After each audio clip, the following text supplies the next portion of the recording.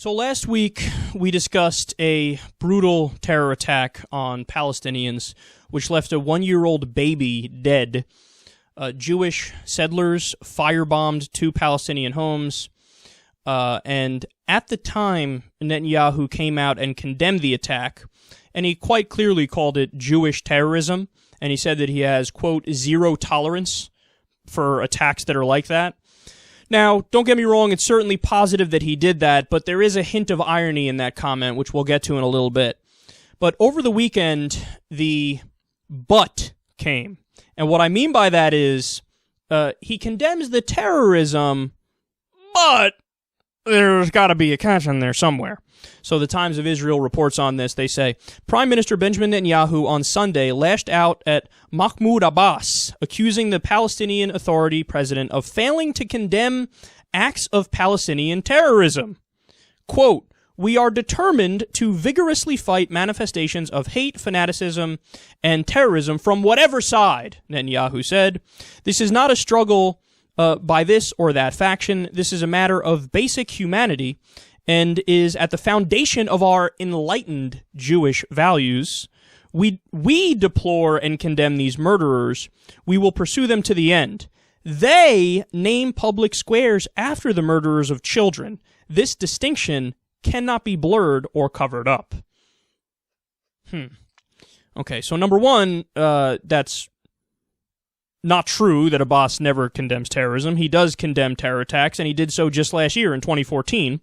And number two, even when Netanyahu is condemning what he calls Jewish terrorism, he has to say, but come on, am I right? They're really the savages. You know what I'm saying? Know what I'm saying?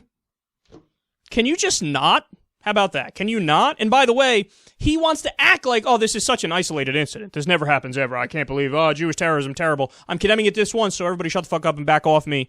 When it happens thousands of other times, and we're more silent on it. There's been, over the past 10 years, there's been thousands of attacks by Jewish settlers on Palestinians. Okay? And there is a quick and easy solution to that. Do a 2-state deal, get them off that land, and build a giant wall at the 67 borders. But do you want to do that? Of course you don't want to do that. You said no to that quite clearly when that deal was proposed at the UN through Jordan by the Palestinians.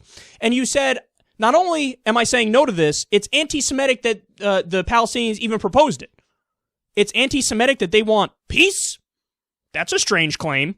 But let's break this down more specifically. So he says, we are determined to vigorously fight manifestations of hate, fanaticism, and terrorism from whatever side. What did he leave out there? Unless I'm the one that does the killing and the terrorism. What? Oh, I didn't say that part? Oh, that was implicit in what I was trying to say.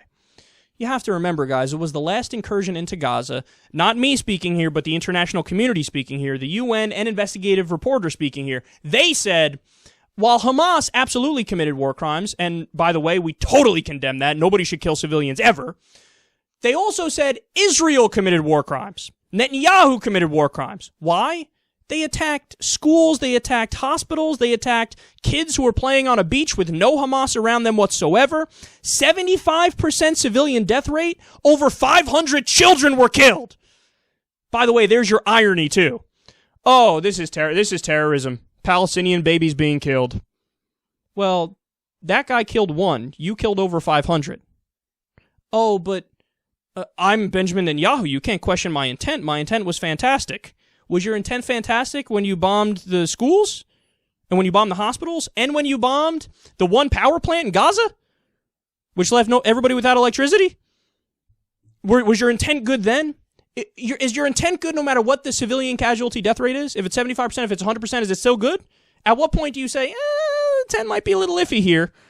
What's the bar? Once you get to 96.3% civilian death rate, well, then you can question his intent. But before then, come on now.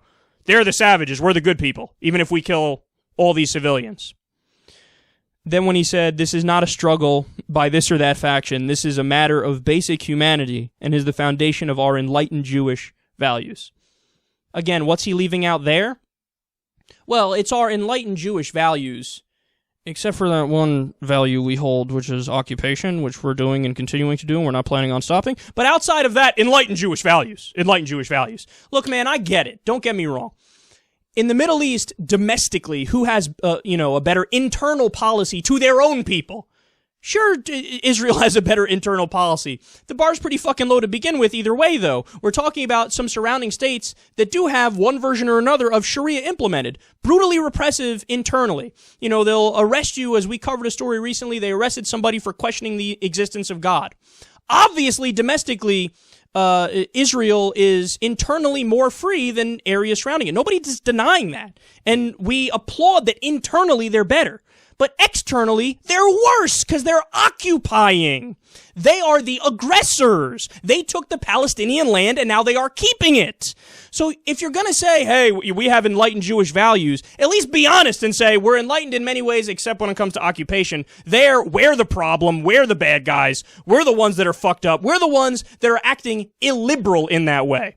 I've heard this argument before. But only democracy in the Middle East. They stand for liberal values. Israel stands for more liberal values. Except for when they don't and it comes to occupation and they're worse. So don't tell me I'm going to use illiberal values to justify setting up liberal values because that is self-defeating. That's a contradiction. That doesn't make any sense because then you are acting illiberally in at least this one respect and I'm not going to overlook that. It's like, we're liberal in every other way, so just disregard it when we occupy people and take away their territory. No, I'm not going to overlook that. That wouldn't make any fucking sense to overlook that. So, look, it's obviously the right thing to come out and condemn the terrorism. But my message to Netanyahu is, if you really do care about dead Palestinian babies, stop creating them. Whether you're doing it on purpose or, it was an accident when we bombed the school and when we bombed, the hospital and when we killed over 500 children, whether it was an accident or not, either way, don't drop any bombs, and perhaps that'll fix the situation. Don't get me wrong. If there's an instance of Hamas terrorists shooting rockets at the civilian population in Israel, would I be in favor of some sort of special forces attack to take out the Hamas bad guys? Absolutely. But that's called precision attacks. Not, hey, we killed 75% civilians, over 2,000 people dead, and praise me because we're the good guys. Fuck off. I'm not going to do that. So, yeah, condemn the Jewish terrorists and the settler terrorism, but do something to stop it, namely get a two-state solution. And also, you shouldn't participate in killing Palestinian babies. How about that?